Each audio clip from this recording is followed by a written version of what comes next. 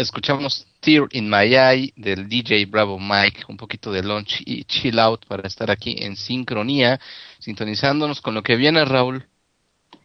Pues sí, lo que viene ahora es la sección de Filosofía Viva con Angélica Sánchez. Buenas noches, Angélica.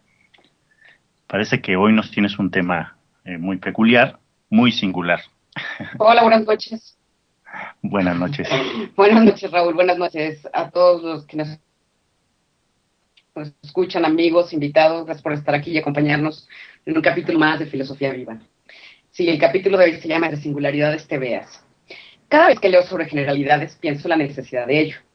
Encontrar patrones que surgen y que responden a cierta necesidad de comprensión. Y este puede ser desde distintos ángulos: el económico, político, psicológico, matemático, el que les guste. De esta manera vamos generando moldes o hasta modelos de conductas que deseamos entender para luego después establecer o hasta repetir. Esa forma de pensar nos ha llevado a encontrar fórmulas, ¿sí? Conductas esperadas que resuelven nuestra incertidumbre y por tanto nos permiten tener más control de ciertas situaciones. Y entonces así uno piensa en formas de aumentar las probabilidades de algo. Sin embargo, no puedo dejar de pensar hasta dónde esta apuesta de lograr un saber se convierte en una forma de determinar moldes, formas, conductas. Sí, en dictar estilos, procedimientos, sistemas, caracteres. Mi principal preocupación, evidentemente, tiene que ver con el que se refiere al emocional, pues es ahí donde la unicidad es clara, aun cuando somos tan idénticos. ¿Acaso no nos pasa que hay patrones que se vuelven esperados para luego entonces definir eso que es normalidad? Aun cuando la normalidad evidentemente es complicado de definir, se forza a establecer desde algún lado. Pasamos a otro punto asociado a la singularidad.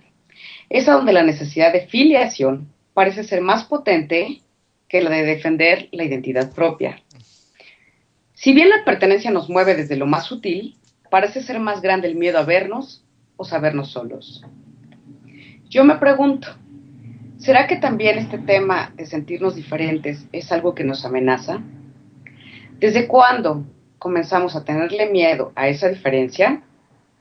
¿De dónde aparecieron las ganas de mostrarnos en grupo y mejor aún mimetizarnos en ello?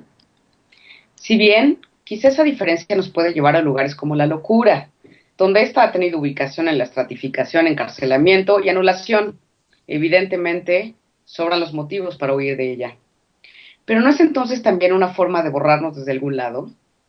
Un tanto hasta negar eso que nos constituye, que ha sido en nosotros y nos arma en ese, o eso que somos, eso que hemos sido, hemos llegado a ser y seremos, como si algún libro pudiera repetirse.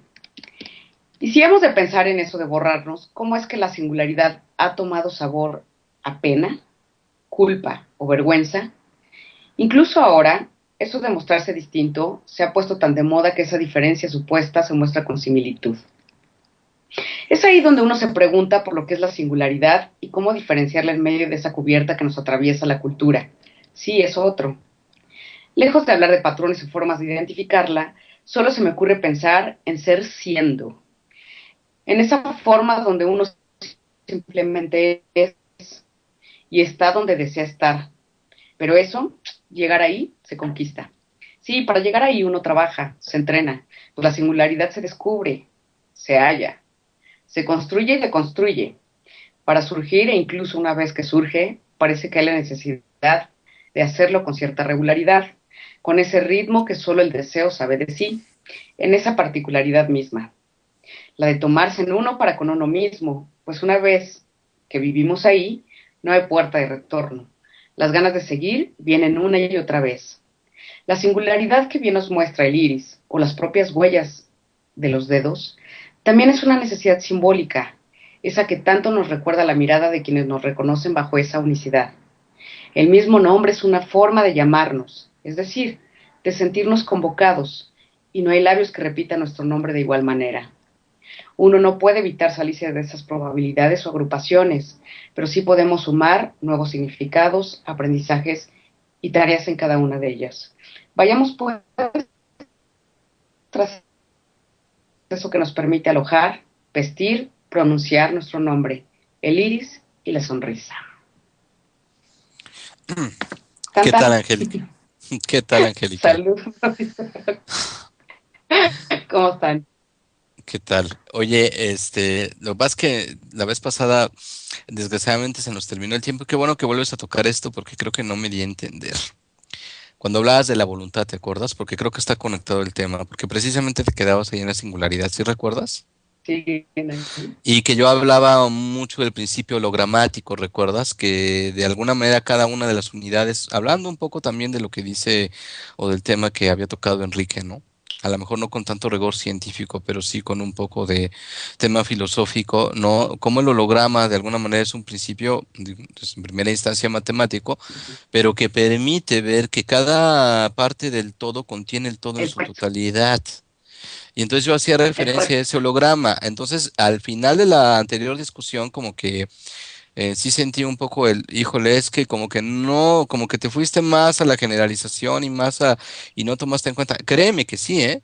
Créeme que en el discurso de la vez pasada, o sea, en la réplica, digamos, retroalimentación que tuve contigo la vez pasada, era demasiado importante ese momento de la singularidad como principio matemático, físico, ¿no? Que bueno, la singularidad matemática ya es bastante complejo, profundo. Yo creo que en este momento pues escapa de nuestras manos, pero se encuentra y es posible entenderlo en primera instancia y también la singularidad, como lo plantean los filósofos posmodernos, este momento de la diferencia y la repetición, si mal no me acuerdo, ¿no? Que es la diferencia y la repetición, digamos, un tema también complejísimo en filosofía, pero es que cada momento, a pesar de estarse repitiendo, no es el mismo a pesar de repetir lo mismo con el Pierre Menard del Quijote, ¿te acuerdas, no?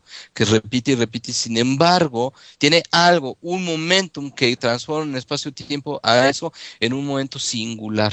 Incluso cuando reproduces algo que ya está dicho, genera singularidad porque esto es algo inalienable, ¿no? Inevitable. Ahora, la concientización del momento que tú propones, ¿no? Y tú lo propones aquí como filosofía viva, la concientización, la conciencia, digamos, de este momento de singularización, de este momento en tiempo y espacio de la unicidad, en donde somos distintos y tremendamente distintos unos de otros, a pesar de formar parte de un mismo sistema. Este momento en el cual, y yo decía, hablaba de Nietzsche la vez pasada, ¿no? En el cual la voluntad se singulariza y se convierte en un momento único, inamovible, y totalmente diacrónico, hablando de diacrónico como esto de la diferencia, la distinción, es decir, este momento está inscrito en la misma naturaleza, está inscrito en la misma naturaleza humana, pero no siempre damos cuenta de él. Yo entiendo la invitación que tú haces en este momento a través de ser, siendo, y estoy totalmente de acuerdo contigo, de esa manifestación sin buscar, que provoca el encuentro de la singularidad y no de la simple y superficial búsqueda de la diferencia con respecto a lo que los otros hacen, puesto que la diferencia ya está planteada de antemano. Pero sí hay que hacer la conciencia, no creer que hay que producirla de manera artificial, porque entonces caemos otra vez en la misma normalización de la que hablamos y hacemos de la diferencia otra generalización y otra trivialización que nos aleja de todos mismos, Angélica, de nosotros, Angélica, otra vez. Sí, me parece que quedó muy claro después de que te escucho. Y justamente no lo sabía, no sabía esta percepción que me estás diciendo en un principio. Y sentí que también este hilo de la singularidad había quedado ahí pendiente y por eso le di esta continuidad. Creo que habría poco que agregar a partir de lo que dices y solamente enfatizar que el ser siendo se construye, se conquista. Y me encanta cómo queda muy clara también esto, que desde el momento en que se piensa, algo por ahí empieza como desde una alteración bizarra, ¿no? Volviendo al holograma, que parece que es algo también ahí como medio bizarro. Pero, pues vaya, apostemos. Yo pensaba también en este asunto de la trascendencia, que quizá también por ahí se asoma esta necesidad de trascender y que siempre en cliché suena como a partir de la herencia, de los hijos, de la extensión, y parece que pensarla, imaginarla, verla en uno mismo es un discurso que ojalá pudiera tomar más lugar más allá de esta posmodernidad, ¿no? Así es. Nada más antes de que despidamos sección, sí me gustaría decirte que el principio hologramático, más allá de bizarro, es muy explicativo y de bastantes cosas, ¿no? Pero bueno, eso lo dejamos pendiente para próximas filosofías vivas. Muy bien. Nos vemos en el Pues próximo programa. Sí, te escucho. sí, pues está como para seguirse el tema muy sabroso, Angélica. Y pues muchísimas gracias por traernos hasta acá. Gracias, Raúl, y buenas noches. Buenas noches. Pues ahora vamos con una rola de Ian Brown, el de la voz rasposita, de un álbum de 2001 que se llama La música de las esferas, con su canción que tiene un acrónimo que se llama If, E-A-R. Adelante. Este disco, Sí, perdón. Raúl, sí que Sí. es, creo que era de los Stone Roses este sujeto, ¿no? Ujú, Sí, sí, sí, de esta banda. Pues adelante. adelante.